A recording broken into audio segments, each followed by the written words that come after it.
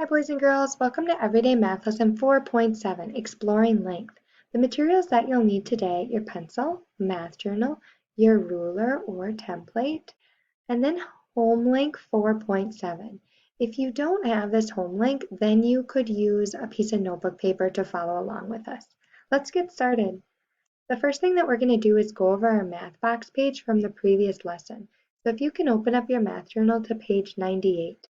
If you're noticing that you have any mistakes, please fix those with your pencil and eraser. So for question number 1, if I have 45 cents, I know that that would equal 1/4 plus 2 dimes. 1/4 is 25, and then my dimes are worth 10, so 25, 35, 45. Then if I have 60 cents, I know that would be the same as 3 dimes, which 3 tens are 30, and then 6 nickels. 6 nickels would also give me 30 cents. 30 plus 30 would give me 60 cents. For question number 2, the AM temperature was 50 degrees Fahrenheit. The PM temperature is 68 degrees Fahrenheit. What was the change? So I'm starting at 50, I'm solving for the change. If you put the answer in the change, that's okay too. And I'm ending at 68. I know that 50 plus 18 would equal 68. And so 18 degrees Fahrenheit was my change. For question number 3, 20 airplanes, 8 take off, how many stay? So I'm starting with 20. My change is minus 8, and my end I have my question mark. So 20 minus 8 equals 12, so 12 airplanes stay. For question number 4, draw hands to show 8:15. So my hour hand is just a little bit past the 8, and then my minute hand, the longer hand, would be on the 3.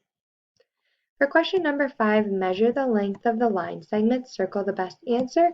So again, you should have used your ruler to measure that line segment. Notice how I try to line up my 0 on the one end, and then I can see my 8 on the other end. So it's about 8 centimeters long. For question number 6, draw a rectangle. Make sure 2 sides are 4 centimeters long and 2 sides are 3 centimeters long. So I'm going to measure just to double check. So I'm lining up so I have my 0, and then I can see that my 4 is on the other side. I can also check the bottom. I can see, yep, those 2 lines are 4 centimeters long. Then I'm going to turn my ruler to measure my sides. So I can line up my 0, and I can see how it's at 0 and 3. And I can check that other side too to see 0 and 3. So why don't you double check your rectangle to make sure you also have it 4 centimeters by 3 centimeters. And if you have any other mistakes, please fix those with your pencil and eraser. For this next slide, you don't need to write anything down, but I just want you to think about something that you would measure with a ruler.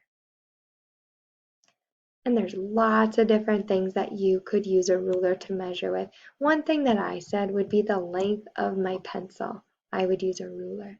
Can you think of something that you would use a tape measure to measure with? And again, there's lots of different things. The thing that I said today would be the distance around a person's head. So I was thinking about something that I would maybe need a circular device to measure with. Now today when we're measuring, so we're going to be taking a look at both our inches side, so you can see this is what my inch side of my ruler looks like, and also my centimeter side. So you can see that 1 centimeter is going to be smaller than 1 inch. When we're talking about inches, we abbreviate that with IN.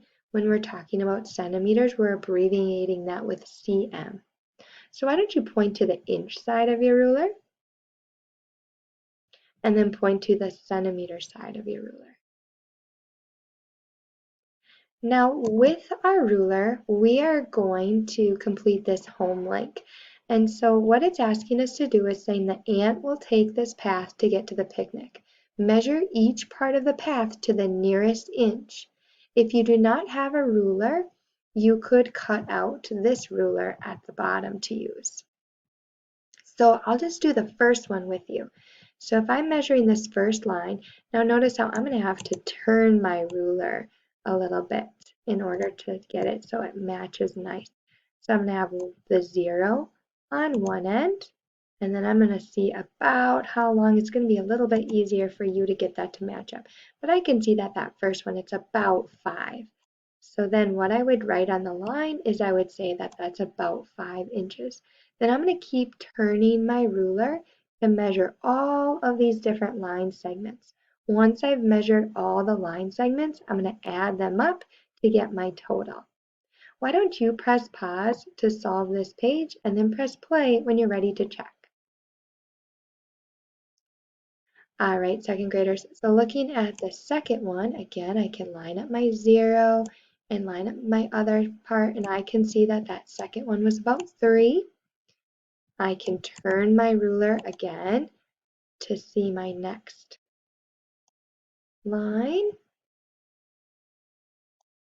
So you should have had that it was about 1. For our line here, you would have said it was about 2. I can do another one with you. So I'm going to use my 0 and then line that up. So I can see that this line was about 4 inches. And then the bottom one was about 5 inches long. So if you had anything different, if you want to just grab your ruler and double check to measure some of those to make sure that they match with the answers that I provided. Then what I'm going to do is I'm going to add up all of these. And when you add them all up, you should have had that it was about 20 inches long.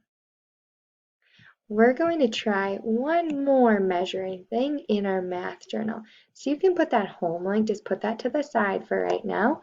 And then if you can open up your math journal to page 100. We're going to talk about pages 100 and then page 104. So in page 100, you're going to open up your math journal so that it's looking like the drawing that I have. And you're going to measure the long side and the short side to the nearest inch. So remember, when we're talking about inches, you want to make sure you're using the part that looks like this. So can you press pause and measure both the long side and the short side of your math journal, and then press play when you're ready to check? All right, second graders, when I measured, the long side of my math journal was about 17 inches, and the short side was about 11 inches. So if you had something different, try measuring that one more time just to see where you made a mistake. Then let's try the same thing, and this next time we're going to measure with centimeters. So when you're measuring with centimeters, you should be using your ruler that looks like this. So can you measure both the long side and the short side? Now in centimeters, press pause and then play when you're ready to check. So the long side would have been 44 centimeters and the short side would have been 28 centimeters. And if you had something different, why don't you lay your ruler on your math journal one more time just to double check. We will work more on measuring in future lessons. This was just a quick little introduction to inches and centimeters. The last thing we're going to talk about today are our math boxes. So if you could open up your math journal to page 104. So in question number 1, a peach costs 15 cents and an apple costs 12 cents. Show the coins needed to buy both. So make sure you know first what 15 plus 12 would be, and then show with coins. Show 67 degrees Fahrenheit. Write even or odd on the line. Write the time for number 4. For question 5, fill in the frames. You can see whenever you see the solid lines, you're adding 5. Whenever you see the dotted lines, you're subtracting 1. And then for question number 6, you're going to use your template to draw a hexagon and then tell me how many sides. All right, second graders, when you're all done, take a picture and add that picture to Seesaw. We will go over this page in our next video. Thank you.